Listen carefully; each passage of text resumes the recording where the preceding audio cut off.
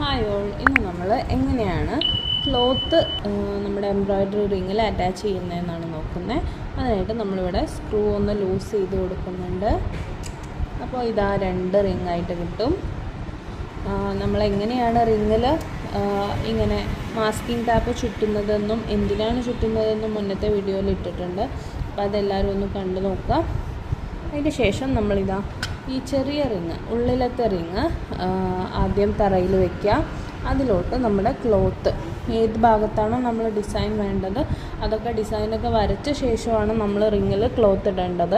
അപ്പോൾ എല്ലാം വരച്ച് സെറ്റാക്കിയിട്ട് നമുക്ക് വേണ്ട ഭാഗത്തേക്ക് നമ്മൾ റിങ്ങിൻ്റെ മുകളിൽ തുണി വെച്ച് കൊടുക്കുക.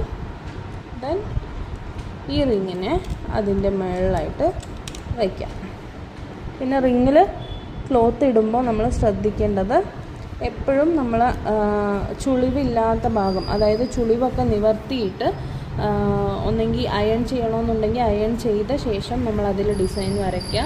എന്നിട്ട് നമ്മൾ ക്ലോത്ത് ഇതിലോട്ട് അറ്റാച്ച് ചെയ്ത് കൊടുത്താൽ മതി കേട്ടോ, റിങ്ങിലോട്ട് ഇട്ട് കൊടുത്താൽ മതി.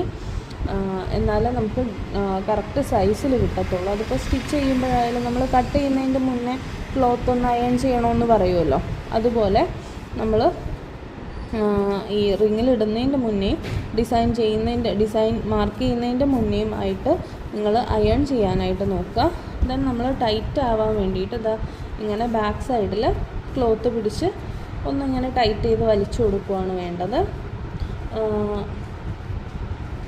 ചില തുണികൾ നല്ല നൈസായിട്ടുള്ള തുണികളായിരിക്കും, ഇഴയൊക്കെ നല്ല എന്താ പറയുക ഭയങ്കര തിന്നായിട്ടുള്ളതായിരിക്കും. അപ്പോൾ അതൊക്കെ ഒന്ന് വലിക്കുമ്പോൾ ശ്രദ്ധിച്ച് വലിക്കുക.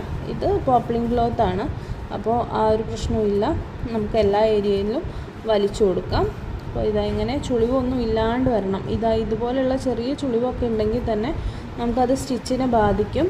അപ്പോൾ നന്നായിട്ട് ടൈറ്റ് ചെയ്യുക. ഇങ്ങനെ ടൈറ്റ് ചെയ്യുന്നതോടൊപ്പം തന്നെ നമ്മളിവിടെ ഒന്ന് മുറുക്കി കൊടുക്കാൻ വേണം. ഈ സ്ക്രൂ വരുന്ന ഭാഗം ജസ്റ്റ് ഒന്നിങ്ങനെ ഇവിടെ കൈ കൊണ്ട് പിടിച്ച് വെച്ചും ഇവിടെ ഇപ്പുറം തിരിച്ചു കൊടുക്കുക കേട്ടോ.